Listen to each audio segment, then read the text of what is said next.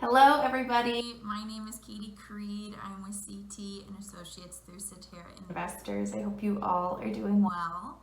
Today's topic Tuesday is going to be on probably one of my most asked questions, which is student loans. And today in particular, I'm going to be going over the different federal forgiveness plans that are out there. So the two most popular ones are the teacher loan forgiveness and then the public service loan forgiveness. So those are the two that I'm going to be going over. Teacher loan forgiveness and then public service loan forgiveness. Okay? So for the teacher loan forgiveness, some of the main criteria that you need to know to see if you can be approved for it. First of all, you need to have been a Title I teacher or be a Title I teacher for 5 consecutive years. And what they will do is they'll look at loans that were originated after 1998. That's really, really big, guys. So if you have a federal student loan that was originated after 1998, then you could be eligible to either get either $5,000 forgiven or $17,500 forgiven. There's not an in-between number. It's either or. And what determines how much you're going to get is based off of what your current or your past teaching history has been. So let's just say, for example, somebody is a 3rd grade teacher. I would consider that a typical teacher.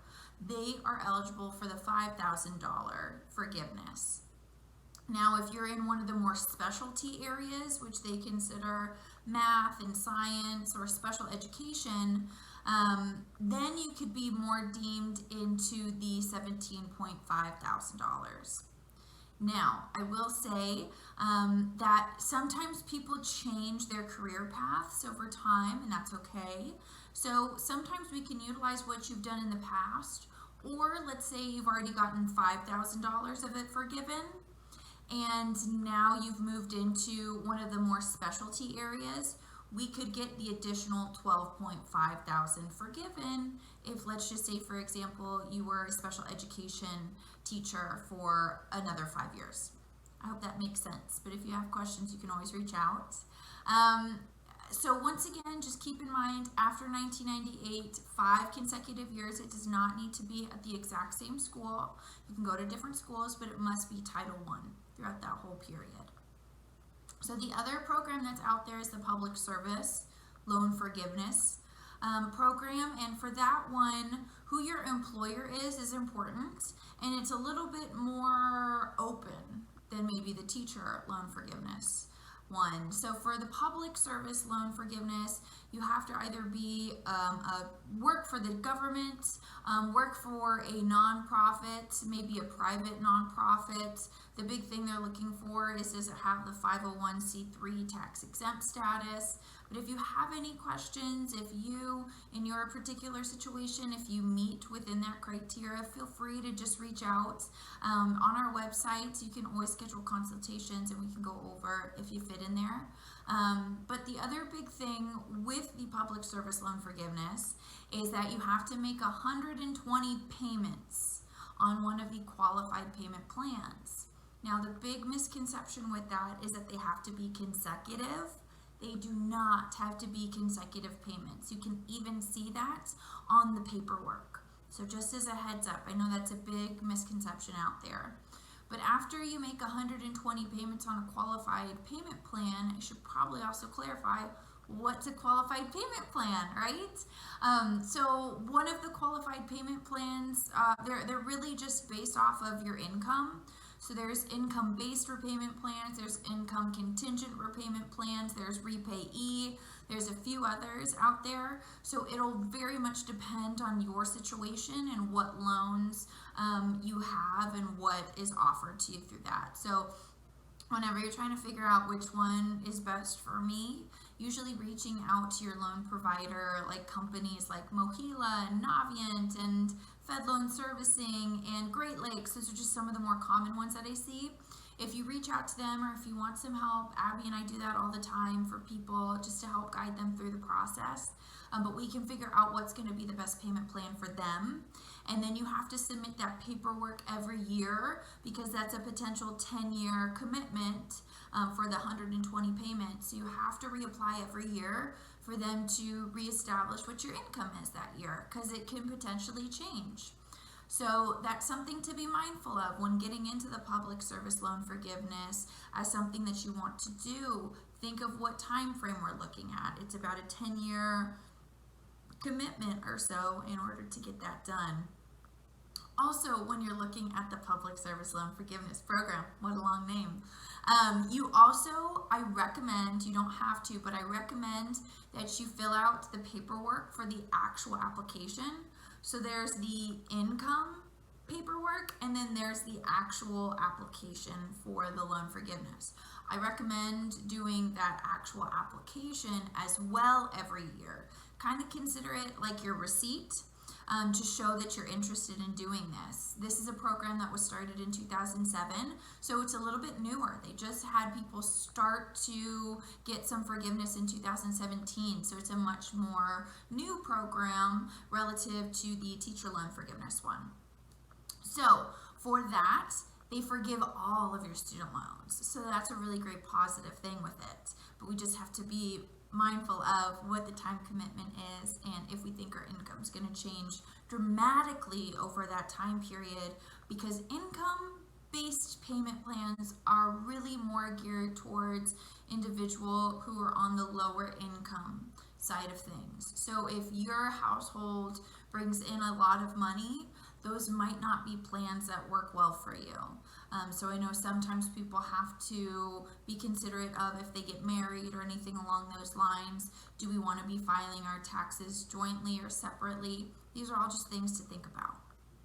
So once you do get that forgiveness, I want people to know, because this is also another thing that I hear all the time, am I going to be taxed? Is that going to be additional income to my taxes that year?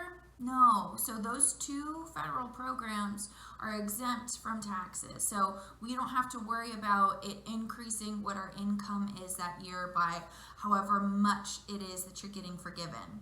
Granted, there are other forgiveness programs out there where you will have it added to your income, but these two are not involved in that. So just as a heads up there. The other thing, I tend to get a lot of people who get very emotional by these programs, which I completely get. Money and debt, it's emotional. But I want to explain where I see a lot of the frustration and the emotion come from. So first, I just want to explain how the process works. So let's say you get to that time period where you have done whatever time, payment requirements, whatever it might be, you've met those. And so you're filling it out and it's like, okay, I'm ready to get this thing forgiven. And you submit it and it comes back and it's denied and it's heartbreaking. It could just be a silly thing. So one of the things that I think it's important for people to know, you have to be super, super nitpicky about that paperwork. And why the companies are so nitpicky about that paperwork is because let's say your loan provider, Mohila, right? Let's say they go through the whole process and it takes them, let's just say 2 weeks or so to go through and approve or deny. Well, let's just say they approve it and they didn't fine tooth and comb it. Then it gets sent to the government for them to either approve or deny. And that whole process for them to make that decision could take weeks, could take months. And if they don't approve you, if they don't give you the thumbs up, then what usually happens is you haven't been making payments throughout that whole period because you thought you were going to get it forgiven.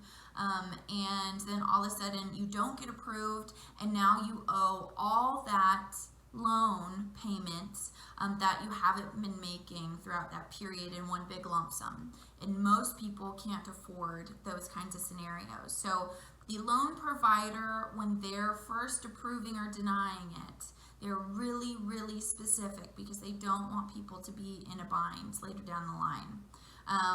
The other thing, so when you're talking about paperwork, when I say be really specific on the date, if it says MMDDYYY, you know, for 4 Ys, you want to do it exactly like that. Do not miss a section of it.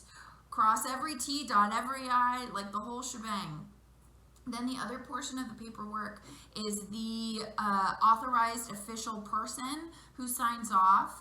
It varies based off your employer. So ask your boss who that is, ask your HR team who that might be. Usually these departments, these programs, these employers are somewhat familiar with this, so they should know. But I just know from experience from some people in education, sometimes it's a principal, sometimes it's somebody from HR, sometimes it's just somebody in the district office. So it can vary, but just ask your boss, ask your HR, and see who that individual is for them to sign off. Also, don't ever predate things. So let's say you are done with the school year as of May 15th, let's just say for example.